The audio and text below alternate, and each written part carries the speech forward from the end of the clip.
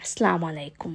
আজ আমি আপনাদেরকে তৈরি করে দেখাবো লাচ্ছা সেমাই দিয়ে মালাই সেমাই।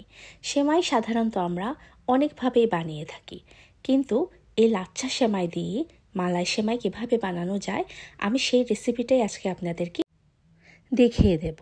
তো এখানে আমি নিয়েছি একটা প্যান। এবারে আমি দিয়ে দেব 1 প্যাকেট লাচ্ছা সেমাই। এখানে প্রায় 200 গ্রাম সেমাই হবে। এবারে আমি সেমাইগুলোকে ভাজবো। কিছুক্ষণ ভেজে এবারে দিয়ে দেব আমি 1/3 কাপ পরিমাণ গাওয়া ঘি বা বাটার অয়েল। এবার সেমাই এবং ঘি ভালোভাবে ভেজে নিতে হবে।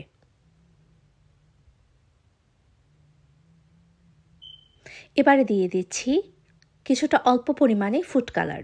এগুলো আপনারা দিলে দিতেও পারেন, আবার স্কিপও করতে পারেন। এখানে দিয়ে দেব 2 টেবিল চামচ পরিমাণ পাউডার মিল্ক বা গরুর দুধ। আবার নেড়ে নেব।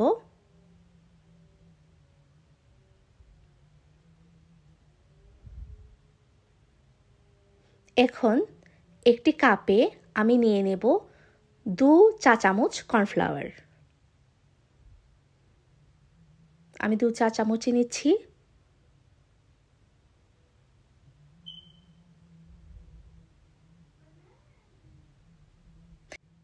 এখানে নিয়েছি 1/3 কাপ পরিমাণ কনডেন্সড মিল্ক এবং 1/4 কাপ পরিমাণ পাউডার মিল্ক বা গরুর দুধ।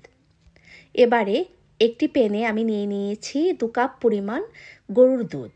এগুলোকে আমি আগে জাল করে রেখেছিলাম। এখন দিয়ে দেব 1/3 কাপ পরিমাণ কনডেন্সড মিল্ক এবং 1/4 কাপ পরিমাণ পাউডার মিল্ক বা গরুর দুধ। এগুলোকে ভালোভাবে মিশিয়ে নেব।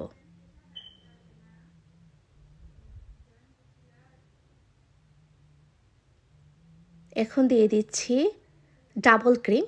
এখানে আমি 1/2 কাপ ইউজ করব।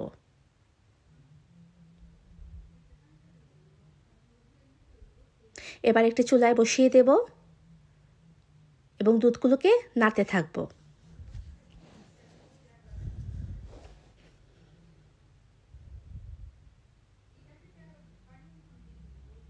এখন দিয়ে দিচ্ছি সেই কর্নফ্লাওয়ার। এবার আমি একটি ডিশে নিয়ে নিচ্ছি কিছুটা পরিমাণ সেমাই। এখানে আমি সেমাইগুলোকে বিছিয়ে দেব।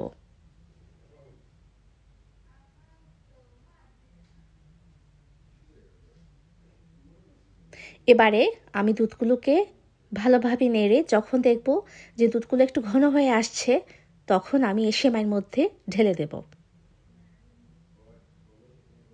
আমার দুধগুলো হয়ে আসছে। এখন আমি সেই সেমাইয়ের মধ্যে ঢেলে দিচ্ছি।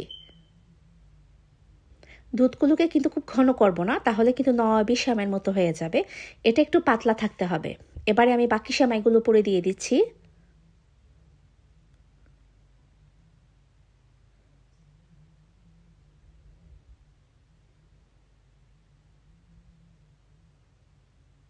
বাকি সবগুলোই দিয়ে দিতে হবে। এবারে দিয়ে দিচ্ছি পেস্তা বাদাম। আপনারা যে কোনো ধরনের বাদাম ইউজ করতে পারেন। আর দিয়ে দিচ্ছি কিছুটা পরিমাণ ক্যাশু নাট।